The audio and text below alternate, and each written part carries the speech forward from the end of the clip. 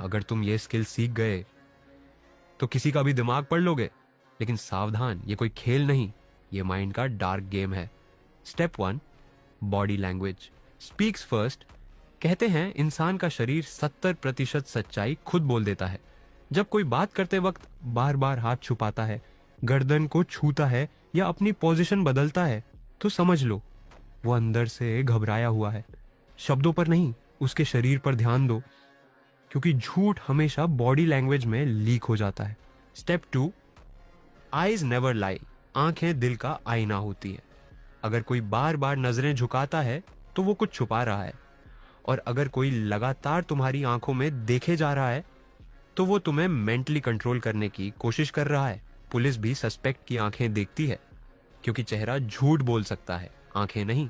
Step 3, micro expression. चेहरे के वो छोटे छोटे रिएक्शन जो सिर्फ 1 सेकंड के लिए आते हैं, वही असली सच बताते हैं।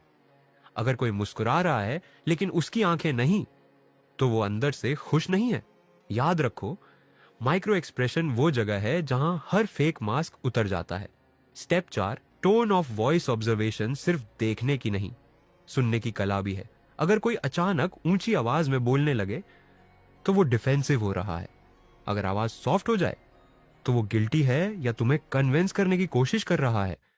हर आवाज में एक हिडन इमोशन होता है, बस सुनना आना चाहिए। Step 5, the power of silence. सबसे खतरनाक सिग्नल, खामोशी। जब कोई तुम्हारे सवाल पर कुछ सेकंड रुक जाए, समझ लो वहीं पर सच्चाई दबी है। साइलेंस कभी खाली नहीं होता, वह वो हमेशा हिडन इमोशन को कैरी करता है। कभी कभी कुछ नहीं है सबसे बड़ा जवाब होता है। कंक्लूजन, अब जब भी किसी से बात करो, सिर्फ सुनो नहीं, महसूस करो। लोग शब्दों से झूठ बोल सकते हैं, लेकिन उनका बॉडी लैंग्वेज और साइलेंस कभी नहीं।